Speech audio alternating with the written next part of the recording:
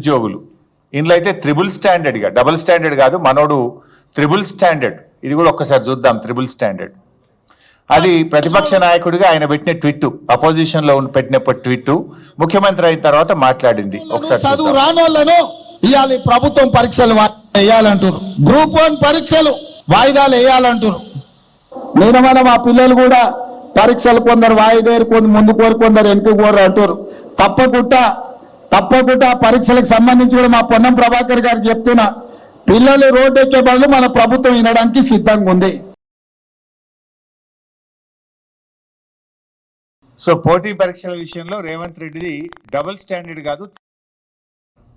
ఆ రోజు ప్రతిపక్షంలో ఉన్నప్పుడు గ్రూప్ 2, గ్రూప్ 1 ఎగ్జామ్స్ కేసీఆర్ గారు పెట్టాలని నిర్ణయం తీసుకుంటే వాయిదా వేయాలి, 2 పరీక్షలు ఒక్కసారి ఎట్లా రాస్తారు అని చెప్పి ఈయన గారు ఆ రోజు మాట్లాడినాడు, ట్వీట్ పెట్టినాడు.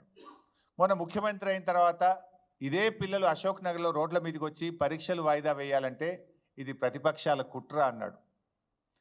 తలకు మాసినోడే పరీక్షలు వాయిదా వేయాలంటారని, చదువు రానోళ్ళే పరీక్షలు వాయిదా వేయమంటారని నోటికి వచ్చినట్టు ఈయన మాట్లాడిండు.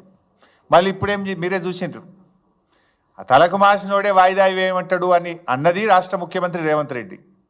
ఆ పరీక్షలు వాయిదా వేసింది రాష్ట్ర ముఖ్యమంత్రి రేవంత్ రెడ్డి. ఇప్పుడు ఎవడు తలకు మాసినోడే? తలకు మాసినోడు?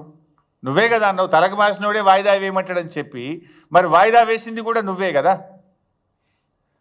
ఈ రకంగా ఆయన కన్వీనియంట్గా ఎప్పుడు ఎట్లంటే ఎట్లా మాట్లాడడం, ఏదంటే అది మాట్లాడితే ప్రజలు నమ్ముతారనే విధంగా ఈ త్రిబుల్ స్టాండర్డు పరీక్షల వాయిదా విషయంలో, నిరుద్యోగుల విషయంలో మాట్లాడిండు.